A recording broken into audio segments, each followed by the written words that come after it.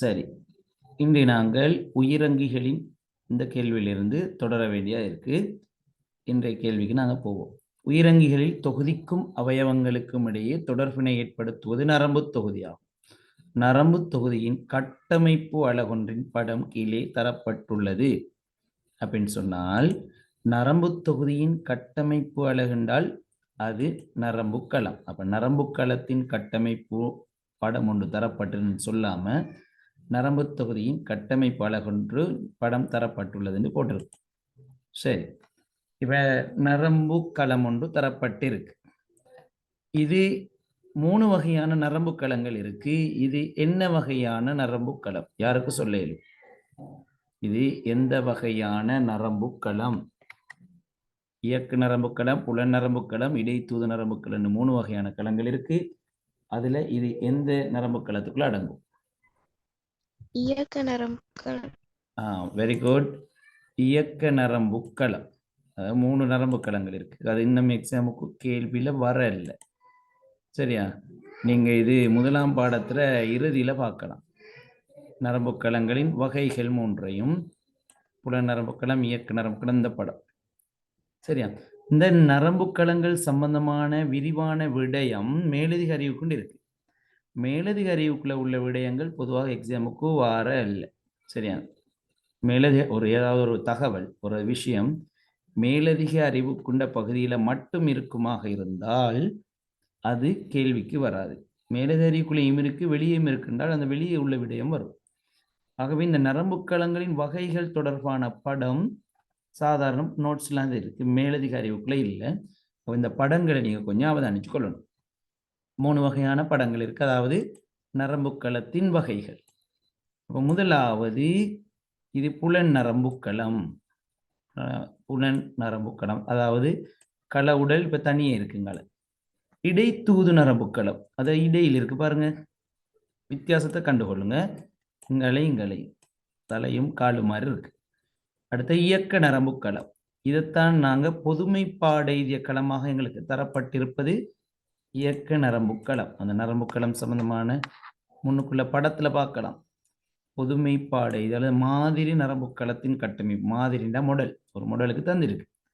அது என்ன வகையான நரம்பு களம் என்றால் இயக்க நரம்பு களம். அவ நாங்க கேள்விக்கு போவோம். கேள்வி என்ன சொல்லுது? படத்தில் PQவை பெயரிடுக. இது PQவை பெயரிடுக. சரி, P என்னது?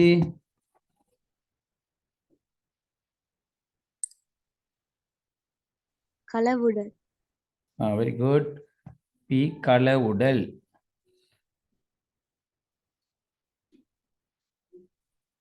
அப்ப குறிச்சு கொள்ளுங்க, P களவுடல். Q மயலின் கவசம். Very good. Q மயலின் கவசம். அப்ப 2 மட்டும்தான் காட்ட சொல்லியிருக்கு. அப்ப P களவுடல், Q மயலின் கவசம். ஆகவே நீங்க அடுத்த பகுதியிலும் கிளியரா தெரிஞ்சு வச்சுக்கொள்ளணும் இதை பார்க்கும்போது. சரியா? ஆகவே நாங்க இப்ப பார்த்தது களவுடல், அடுத்தது மயலின் கவசம். இந்த 2 மயலின் கவசத்துக்களுக்கு இடைப்பட்ட பகுதி இரண்வியரின் கணு. அதே நீங்க தெரிஞ்சு வச்சுக்கொள்ளணும், மயலின் கவசத்தின் தொழில் என்ன? மயலின் கவசத்தின் தொழிற்பாடு என்ன? யாருக்கு சொல்லு? மயலின் கவசத்தின் தொழிற்பாடு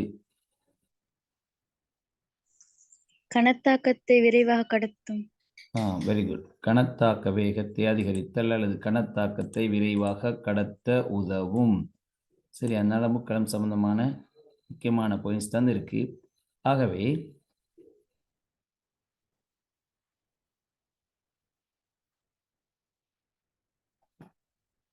சரி, நரம்புக்கள மயிலின் கவசம், இந்த மயிலின் கவசமானது கணத்தாக்கத்தை விரைவாக கடத்த உதவும். அடுத்த ஒரு முக்கியமான விஷயம், முள்ளந்தண்டுள்ள விலங்குகளில் வெளிக்காவு நரம்பு முலையில் மயிலின் கவசம் காணப்படும். வெளிக்காவு நரம்பு முலையில, அப்ப உட்காவு நரம்பு முலையில மயிலின் கவசம் காணப்படாது. இது தொடர்ச்சியாக காணப்படவும் மாட்டாது. இது காணப்படாத இடங்களில் இரண்வியரின் கணு காணப்படும். அதே நேரம் மயிலின் கவசத்தின் தொழில் கணத்தாக்கத்தை விரைவாக கடத்தல். சரி, நான் கேள்வி போவோம். படத்தில் காட்டப்படுவது எவ்வகையான நரம்புக்களமாகும்? அதை நாங்க இப்ப பார்த்தோம், இயக்க நரம்புக்களம். 3 வகையான களங்கள் இருக்கு: இயக்க நரம்புக்களம், புல நரம்புக்களம், இடைத்தூது நரம்புக்களம். சரி, உணவின் மனம் நுகரப்படும் பொழுது வாயில் உமிழ்நீரானது சுரக்கப்படுகிறது. சரி, இதன் போதான தூண்டல். சரி, இதன் போதான தூண்டல், அதாவது எங்களுக்கு அக அல்லது புற சூழலிருந்து ஏற்பட்ட விடயம் என்ன? எங்களை தூண்டிய விடயம் என்ன?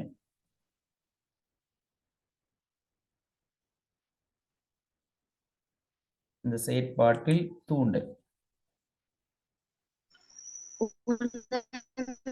மனத்தை நுகர்தல். Very good. உணவின் மனத்தை நுகர்தல் அல்லது மனம் நுகரப்படுதல். உணவின் மனத்தை நுகர்தல். அந்த தூண்டலுக்கு, அதாவது தூண்டல் ஏற்படுவது ஐம்பொறிகள். நீங்க 5ஆம் ஆண்டுல படிச்சிருப்பீங்க. கண்காது மூக்கு நாக்கு தோல். இந்த பொறிகள் மூலமாக நாங்க பெறுகிற தகவல் தான் தூண்டல். அந்த தூண்டல்களுக்கு நாங்கள் காட்டுற விளைவுதான் துலங்கல். அதாவது துலங்கல் பொதுவாக அந்த தூண்டலுக்கு ஏற்படும் விளைவு. அப்ப இந்த அதாவது மனம் நுகரப்படுவதன் மூலமாக எங்களோட உடம்புல என்ன மாற்றம் ஏற்பட்டுச்சு? அதன் விளைவாக ஏற்பட்ட மாற்றம் அதுதான் துலங்கல். என்னது? உமிழ்நீர் சுரத்தல். Very good. உமிழ்நீர் சுரத்தல். உமிழ்நீர் சுரத்தல். அவை உமிழ்நீர் சுரப்புக்கு காரணமான, சரியா, உமிழ்நீர் சுரப்புக்கு காரணமான விளைவு காட்டி என்ன? சுரப்பி. சுரப்பி. அதாவது உமிழ்நீர் சுரப்பி. மனித உடம்புல விளைவு காட்டிகளாக தசைகளும் சுரப்பிகளும் காணப்படும். விளைவு காட்டிகளாக தசைகளும் சுரப்பிகளும் காணப்படும். அவை இந்த இடத்துல சுரப்பி தொழிற்படும். அதாவது காலில் முள் தைத்தால் தூண்டலாக காலில் முள் தைப்பது, துலங்கலாக நாங்கள் காலை தூக்குதல், விளைவு காட்டியாக தசைண்டு வரும். அது தசை. இந்த இடத்துல மனம் நுகரப்படல், உமிழ்நீர் சுரத்தல், அதை விளைவு காட்டியாக நாங்கள் சொல்லலாம் உமிழ்நீர் சுரப்பி. சரியா? சரி, இப்ப நாங்கள் அடுத்த விஷயத்துக்கு போகிறோம். பரிவு பரபரிவு நரம்பு தொகுதிகளினால் கட்டுப்படுத்தப்படும் தொழிற்பாடு ஒன்று.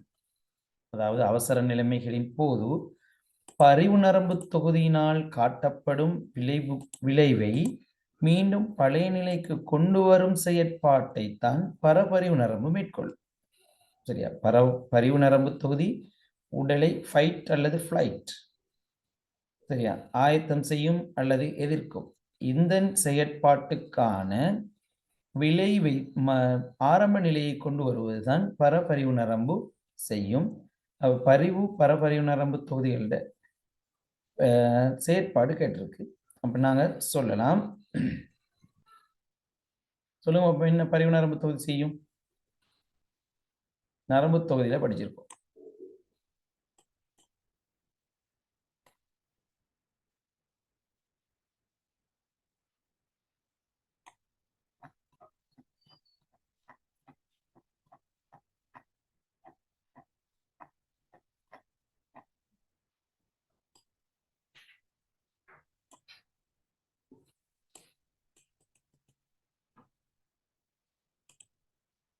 பாருங்க, பரபரிவு நரம்பு தொகுதி இந்த காட்டப்பட்டிருக்கு.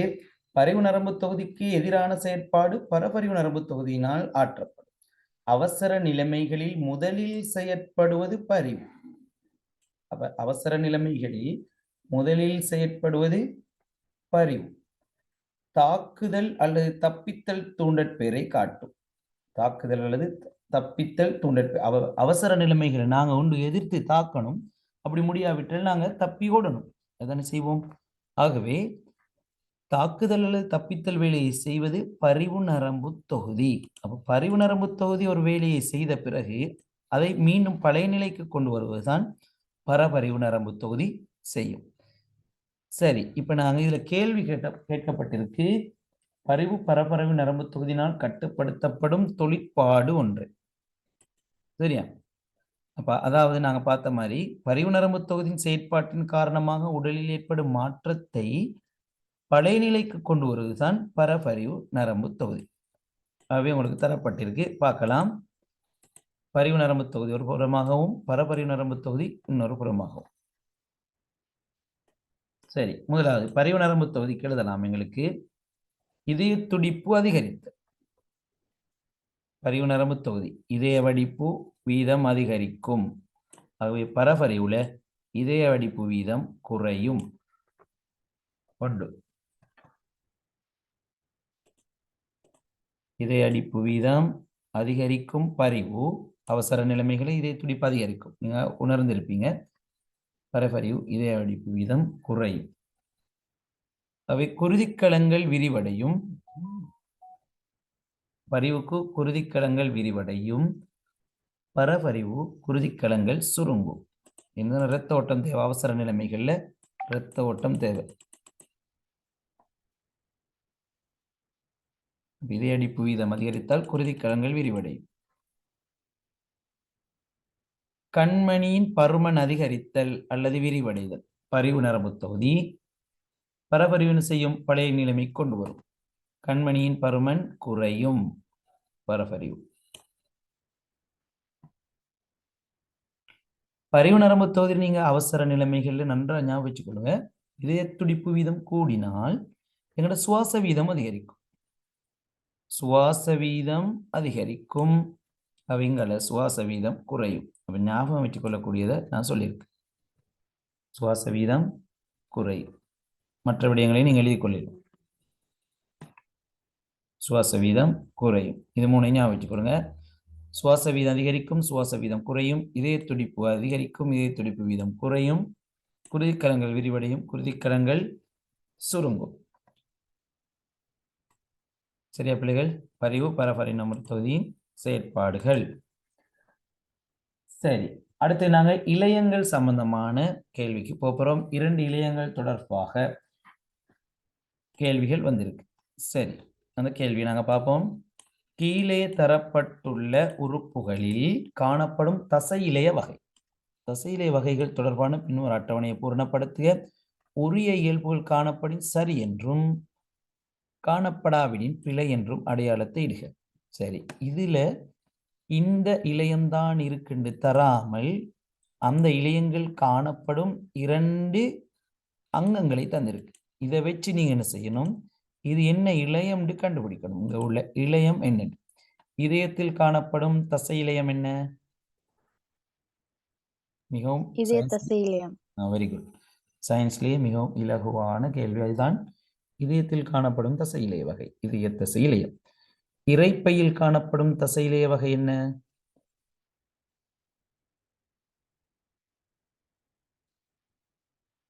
இரைப்பையில் காணப்படும் தசை இழைய வகை மலமளப்பான தசை. Very good. ஆகவே இந்த இடத்துல நாங்க ஒப்பிட போறது இதய தசை. Very good. இது மலமளப்பான தசை இழையத்திற்கும் இதய தசை இழையத்தின் இயல்புகளைத்தான் நாங்க ஒப்பிட போறோம். சரியா பிள்ளைகள்? மலமளப்பான தசை இழையத்தின் இயல்பு என்ன, இதய தசை இழையத்தின் இயல்பு என்ன விடயத்தை நாங்க பார்க்க போறோம். சரி, அப்ப நாங்க பார்த்தோம்னு சொன்னால் மலமளப்பான தசை இழையம் ஏன்னு சொன்னால் மலமளப்பான தசை இழையத்தை பாருங்க.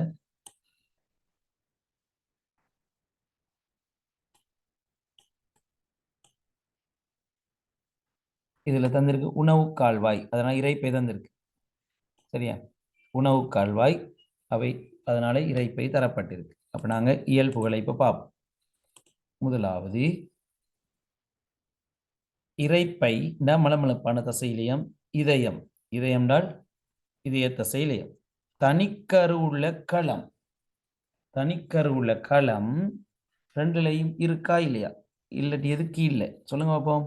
தனிக்கரு, இந்த மலமளப்பான தசையிலத்துக்கு தனிக்கரு இருக்கு. அப்ப அந்த இடத்துக்கு சரி வரும். அடுத்த இதய தசையை பார்த்தோம்னு சொன்னால் இதய தசை தனிக்கருவா பல்கருவா? இதய தசையை சொல்லுங்க. தனிக்கரு. வெரி குட், தனிக்கரு. சரியா?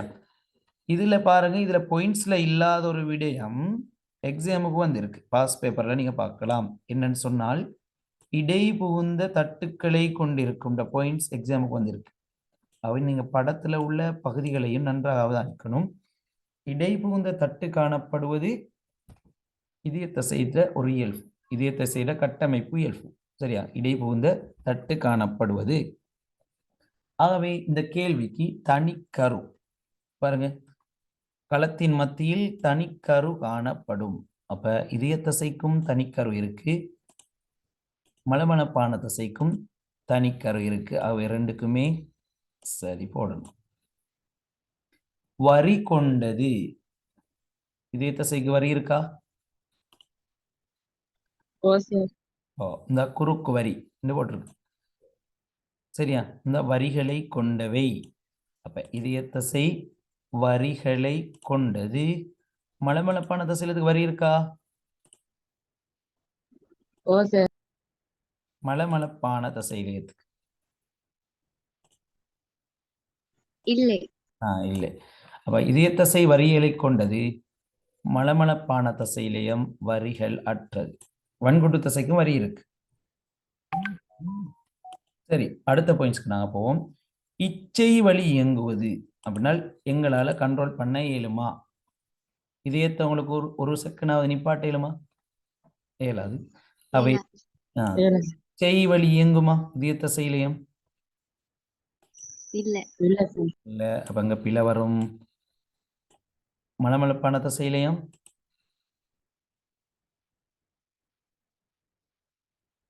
சரி வருமா? பிழை வரும். மலமளப்பான தசை இரைப்பைக்கு இல்லை. உடலை எங்களால சுருக்க இயலாது. அப்ப எங்களுக்கு இச்சை வழி இயக்க முடியாது. அவை இரைப்பை இச்சை வழி இயங்குவது என்றால் ரெண்டுமே பிழை. கிளை கொண்ட களம், இதயம் கிளை கொண்டதா? இதய தசை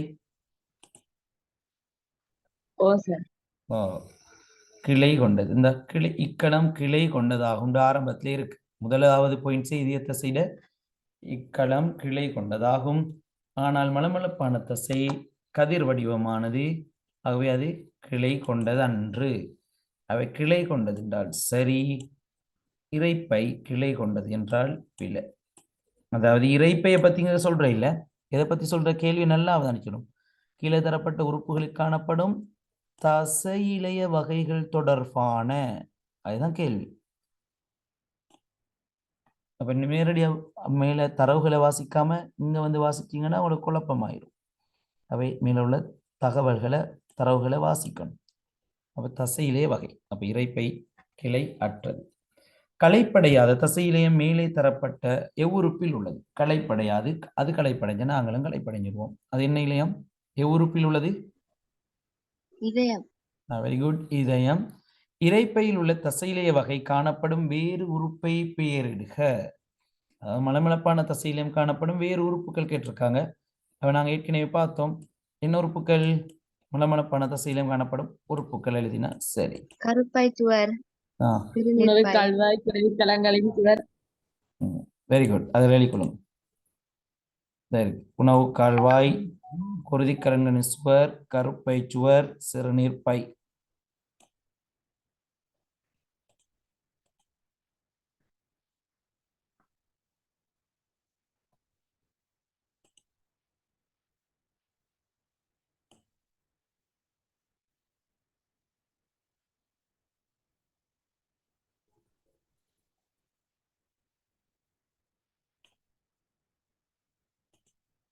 சரி, அடுத்து நாங்க பார்ப்போம்.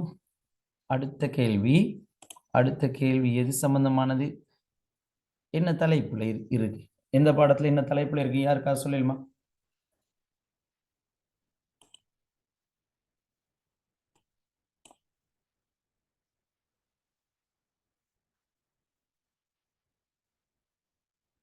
எந்த பாடத்துல என்ன தலைப்புல இருக்கு? அல்லது எத்தனாம் ஆண்டு புக்ல இருக்குன்னு சொல்லுங்க. 11ஆம் ஆண்டு பார்ட் 1. Very good. 11ஆம் ஆண்டு பார்ட் 1 ஏபாக்கமும் ஒரு சீர்திருத்த நிலைங்கிற தலைப்புக்கு நாங்கள் நேரடியாக போகிறோம். சரி, ஏபாக்கம் ஒரு சீர்திருத்த நிலை இந்த கேள்வி இருக்கு, நாங்கள் அதுக்கு போவோம்.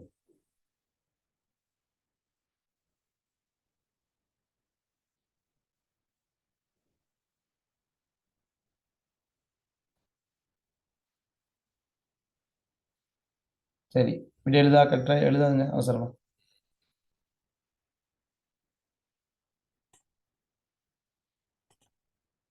இயைபாக்கம் பொதுவாக இரண்டு வகைப்படும். நரம்பு இயைபாக்கம், இரசாயன இயைபாக்கம். நரம்பு தொகுதி மூலமாக நடைபெறுவது நரம்பு இயைபாக்கம் என்றும், அகஞ்சுரக்கும் தொகுதியினால் அதாவது ஓமோன்கள் சம்பந்தப்படுவது ஓமோன்கள் மூலம் நடைபெறுவது இரசாயன இயைபாக்கம் நாங்கள் சொல்லுவோம். இந்த கேள்வி இப்ப நாங்க செய்ய போற கேள்வி வந்து நரம்பு தொகுதிக்குரியதா அகஞ்சுரக்கும் தொகுதிக்குரியதா? இன்னும் நெருக்கமா போமே. நரம்பு தொகுதிக்குரியதா அகஞ்சுரக்கும் தொகுதிக்குரியதா?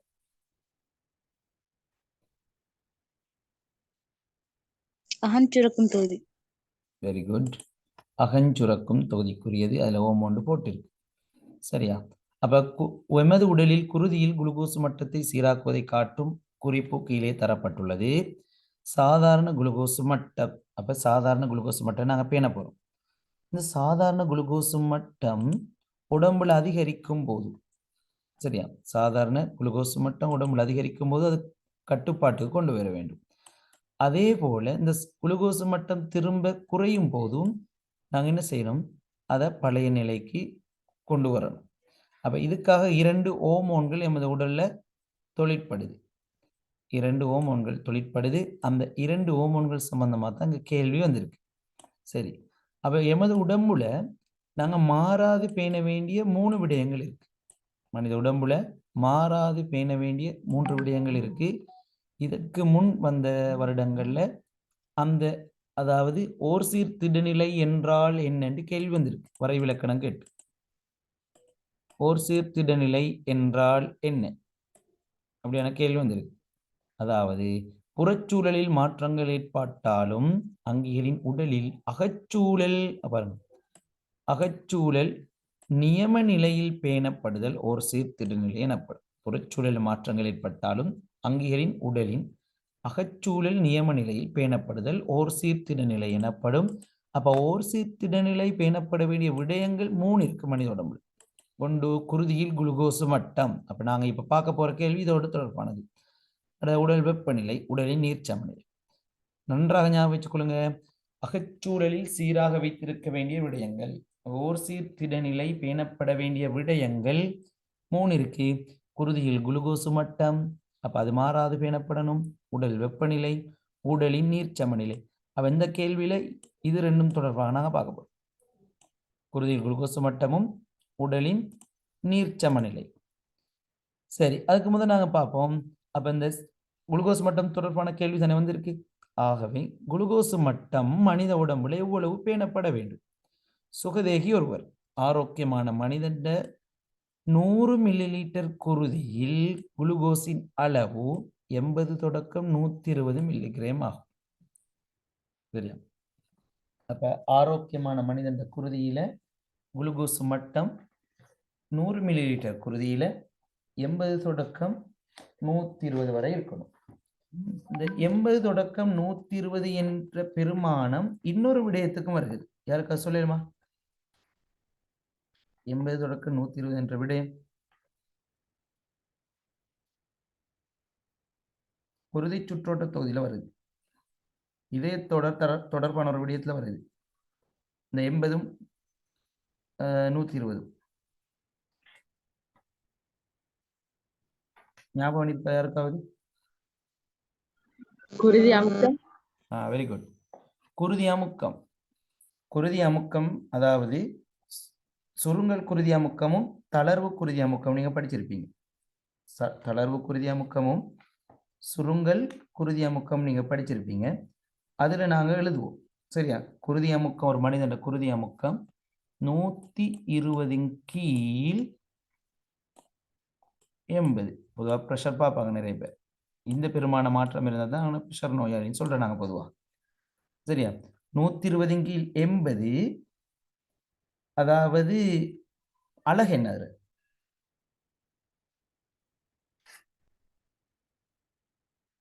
மில்லிமீட்டர். மில்லிமீட்டர். மில்லிமீட்டர் இரசம். சரியா? 120 மில்லிமீட்டர் இரசம். நல்லா ஞாபகம் வச்சுக்கொள்ளுங்க. இதுதான் எமது குருதி அமுக்க பெருமானமும் அழகும். சரியா?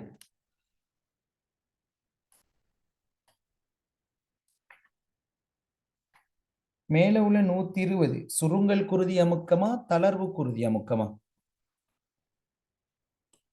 120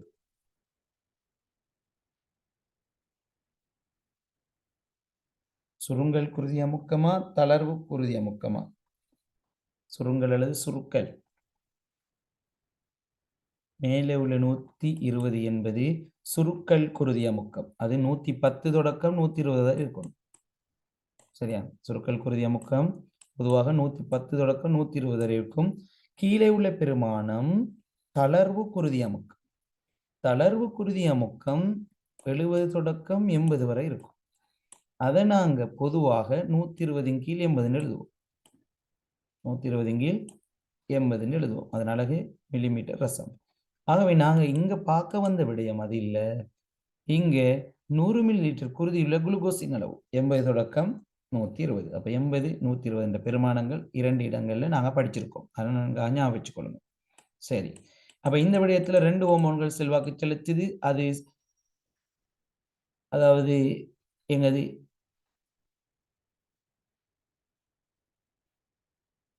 சதையில உள்ள இலங்ககான் சிறுத்தீவுகள்ல சுரக்கப்படுற இரண்டு ஹோமோன்கள். அதாவது இலங்ககான் சிறுத்தீவில் உள்ள சதையின் இலங்ககான் சிறுத்தீவில் உள்ள பீட்டா களங்கள் மூலம் இன்சுலின் ஹோமோன், பீட்டா களங்கள் மூலம் இன்சுலின் ஹோமோனும், அதே நேரம் அல்பா களங்கள் மூலம் குளுக்கோன் அல்லது குளுக்ககோன் ரெண்டு மாதிரி வரும். அல்பா களங்கள் அப்ப முதலாவது சதையில் உள்ள இலங்ககான் சிறுத்தீவுகள், அதுல உள்ள பீட்டா களங்கள் மூலம் இன்சுலின், பீட்டா இன்சுலின் பிஐ. அதே போல அல்பா களங்கள் மூலம் குளுக்ககோன் ஏஜி. சரியா? அப்ப பீட்டா களங்கள் மூலம் இன்சுலினும் அல்பா களங்கள் மூலம் குளுக்கோன் அல்லது குளுக்ககோனும் சுரக்கப்படும். சரி, நாங்க இப்ப கேள்விக்கு போவோம்.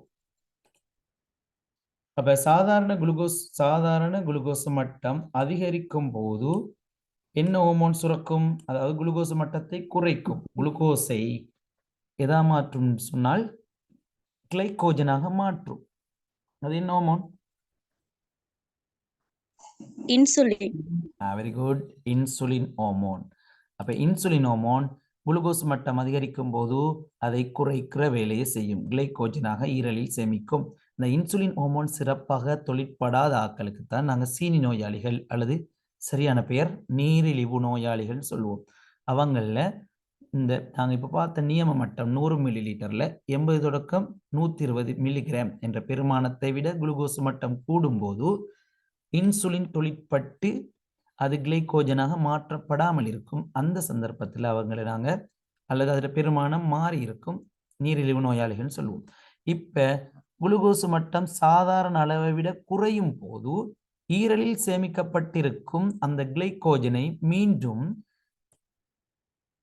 குளுக்கோஸை குருதியில் குளுக்கோஸாக சேர்க்க வேண்டிய தேவை இருக்கு. அதன் மூலம் மீண்டும் குறைந்த குளுக்கோஸை பழைய நிலைக்கு கொண்டு வருவதற்கு குளுக்ககோன் என்ற ஹோமோன் தொழிற்பட வேண்டும். ஆகவே வையானது என்ன ஹோமோன்? குளுக்ககோன். அப்ப இன்சுலின் அளவை குறைக்கிறது, குறைத்து சீரான மட்டத்தில் பேணுவது, இந்த குளுக்கோஸ் மட்டத்தை குறைத்து சீரான அளவில் பேணுவது. இன்சுலின் குறையும் போது இன்சுலின் அளவை கூட்டி சாதாரண மட்டத்துக்கு கொண்டு வருவது குளுக்ககோன். சரியா?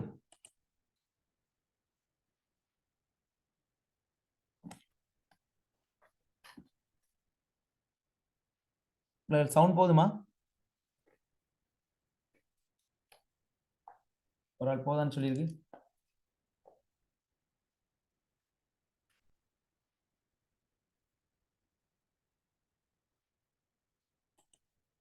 சவுண்ட் போதுமா போதா?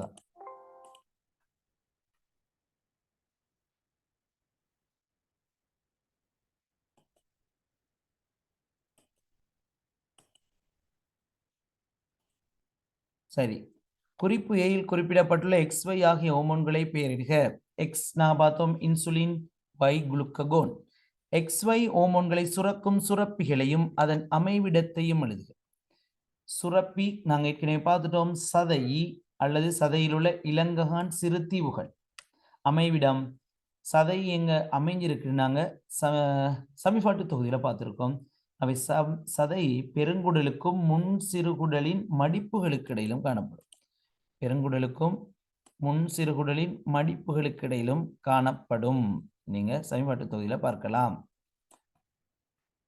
சரியா? அவை சுரப்பி சதை அல்லது இலங்ககான் சிறு தீவுகள் எழுதணும். அதன் அமைவிடம் பெருங்குடலுக்கும் இந்த இருக்கு, பெருங்குடல் இது பெருங்குடல், பெருங்குடலுக்கும் முன் சிறுகுடலின் மடிப்பு. இந்த வளைவுக்கு நான் சொல்ல முன் சிறுகுடல் சீவடிவில் இருக்கும். அதன் மடிப்புகளுக்கும் இடையில உள்ளது தான் அந்த சதையி. அந்த சதையில தான் இலங்ககான் சிறுத்தீவுகள் இருக்கு. ஆகவே சதையி இலங்ககான் சிறுத்தீவுகள் அமைவிடம் பெருங்குடலுக்கும் முன் சிறுகுடல்